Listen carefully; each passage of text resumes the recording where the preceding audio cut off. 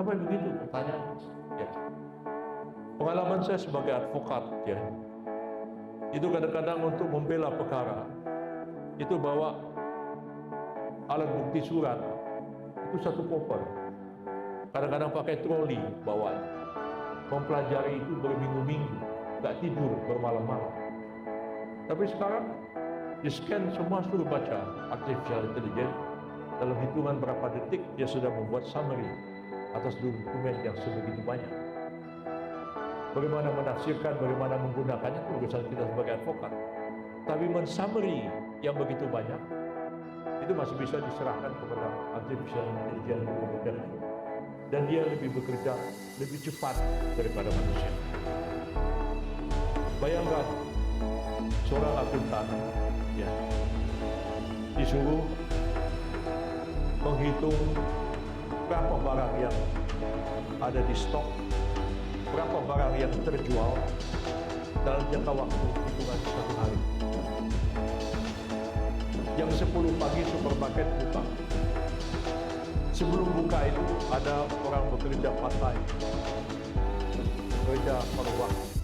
Yang pekerjaannya itu hanya memasang barcode dan mendisplay barang-barang itu di rak-rak supermarket.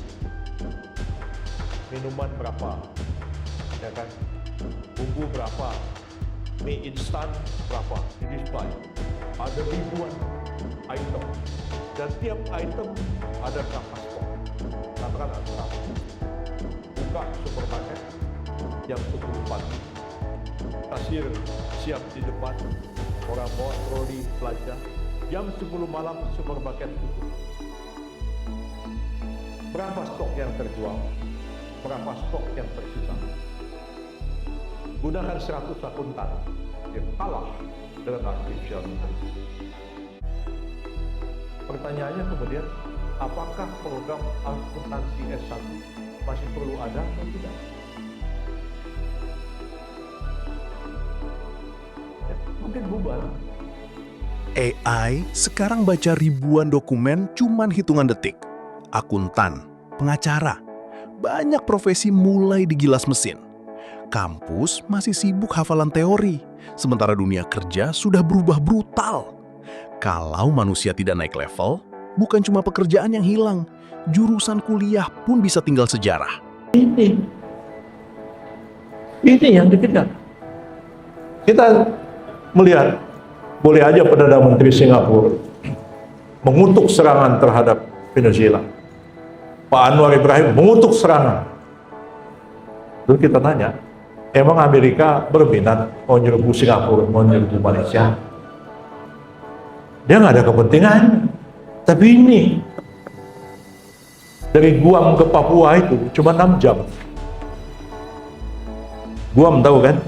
Nah, Guam itu wilayah negara bagian Amerika Serikat di sebelah timurnya Filipina, yang jadi pangkalan militer dulu kan di Honolulu. Kan di Guam. Dari Guam ke Papua, nah itu jam. Laut.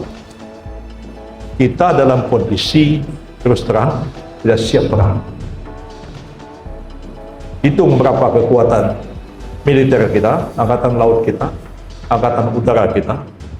Kalau kita perang, paling kita mampu perang 4 hari. Setelah itu kita kehabisan amunisi. Itu kan? Disinilah kita harus menjalankan politik bebas aktif yang dulu dirumuskan oleh Pak Hatta dan Pak Natsir. Katanya negara besar dan kuat, tapi kalau perang amunisi cuma cukup beberapa hari. Elit sibuk pencitraan, rakyat disuruh bangga, sementara kekuatan nyata masih rapuh. Dunia sedang berebut energi dan mineral, Indonesia jadi incaran. Tapi kita masih ribut hal receh di media sosial. Sebagai mitra, tapi dalam prakteknya menghadapi pengendalian tarif, penilaian kinerja, sistem sanksi, distribusi pesanan, hingga akses terhadap pasar yang pada dasarnya dikendalikan oleh platform.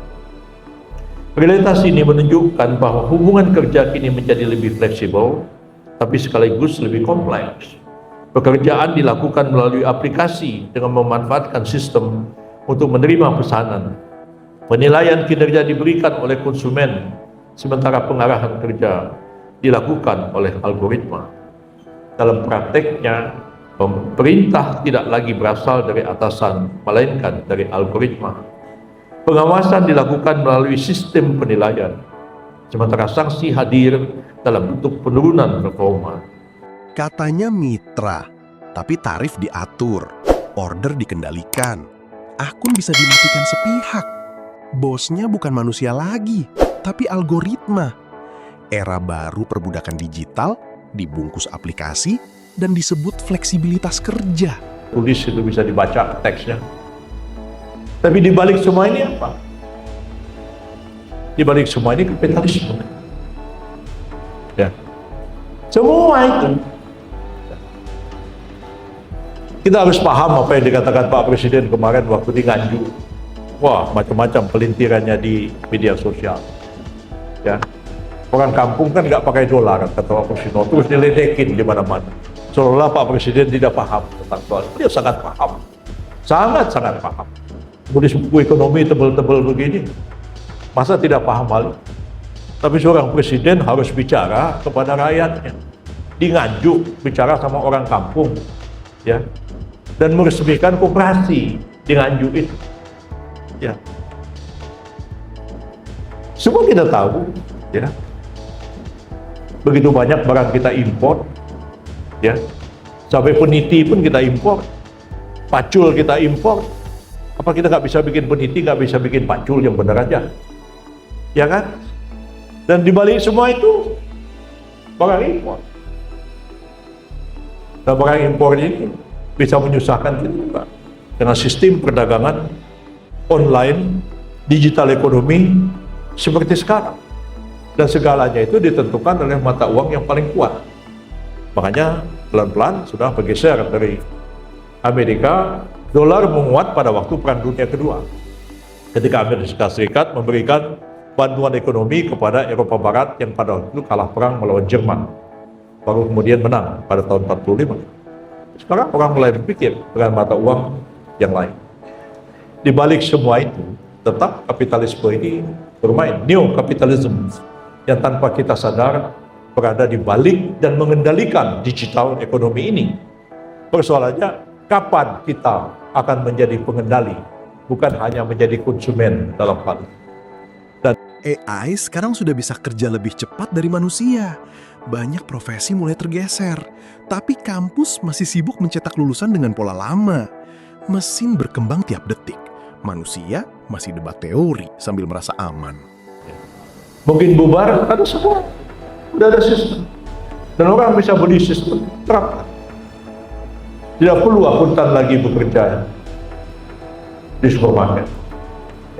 Itu nanti sudah lihat sekian masuk, sekian laku, sekian gak laku, besok dengan, oh ini Coca-Cola misalnya, ditaruh di situ 100 kaleng, yang laku 80, besok plak, tambah lagi 80. Stop, cepat sekali dia. Lama-lama manusia kalah dengan artificial. Walaupun ya, saya belajar filsafat, enggak juga. Bagaimanapun, kalau masuk ke bidang filsafat, bagaimanapun manusia tetap lebih canggih daripada artificial. Di balik gegap gempita ekonomi digital, yang makin kaya tetap pemain besar global. Rakyat sibuk belanja online, sementara negara perlahan cuma jadi pasar dan penonton. Kapitalisme digital bekerja halus. Data kita diambil, uang kita diputar, lalu kita disuruh bangga jadi pengguna. Terima kasih sudah menonton. Jangan lupa like, komen, dan subscribe. Sampai jumpa kembali.